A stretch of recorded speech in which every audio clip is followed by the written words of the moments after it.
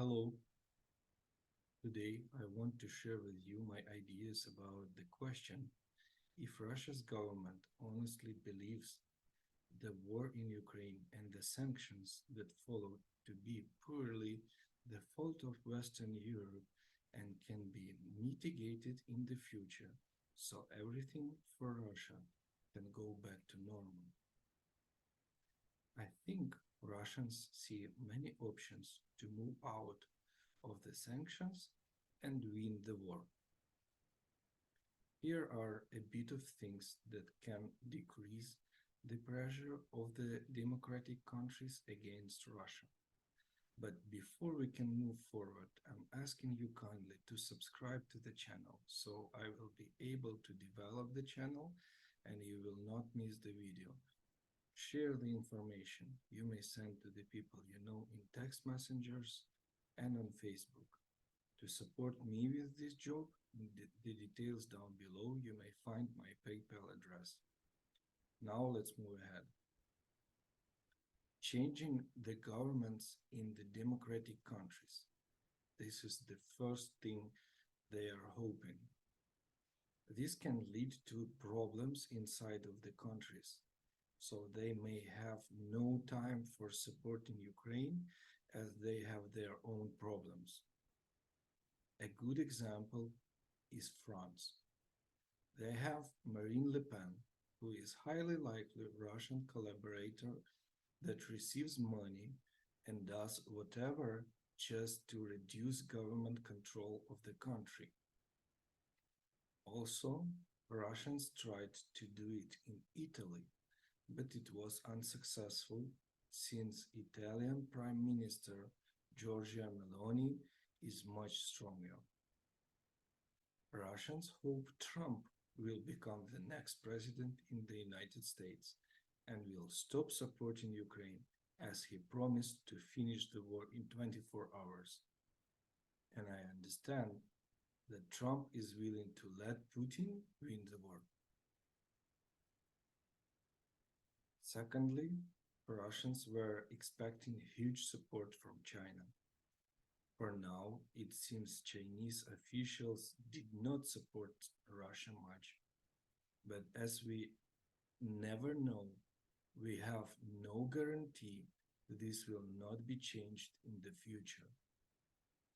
Keeping this in mind gives me the idea that democratic countries should supply more weapons as much as they can to speed up the victory of Ukraine until China is not involved.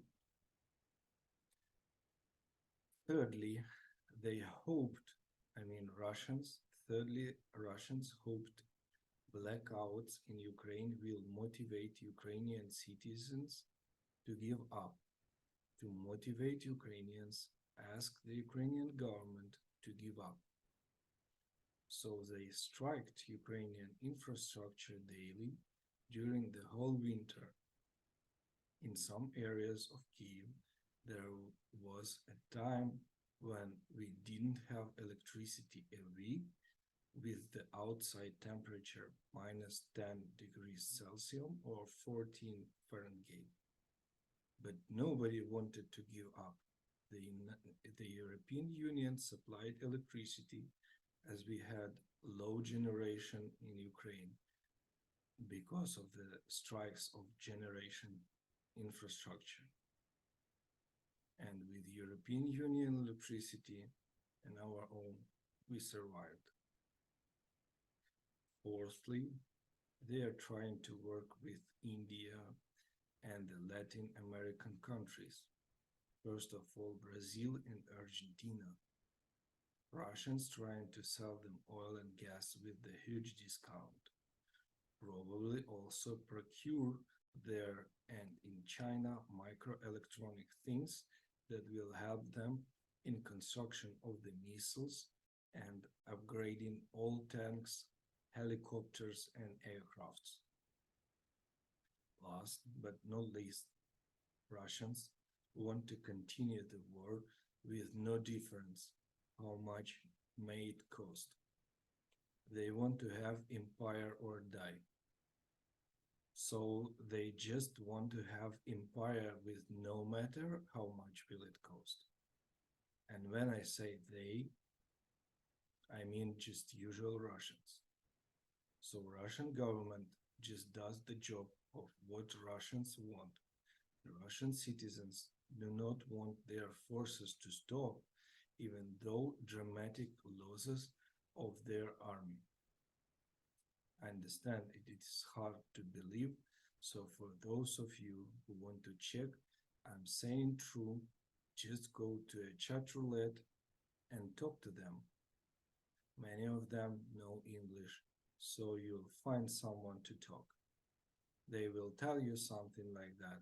We don't want to have the war, but these stupid Ukrainians and aggressive NATO wanted to conquer Russia, so we started first. And Ukraine is a part of Russia, so we don't want, so we do just what we want there. Of course, this is bullshit. Finally, Russian government is an autocratic government oriented on Putin only. So the government there is dependent on Putin, and they understand that if Putin leaves the head of country position, they will leave with him, and all stolen money can be confiscated by a new president or head of the government. Putin understands that his international status now is criminal. So all the countries that verified the Roman Statute, these countries have an international obligation to arrest Putin. And even inside of Russia, after being president, Putin and his team will be unsafe because sanctions will be active until all criminals who did the war in Ukraine, in Syria, MH17 strike, genocide in Mali, and many other horrible concessions, so the sanctions will be active and all Russian nation will be happy to give him out to have no sanctions. And Putin and his team understand that this is their future if they lose power inside Russia.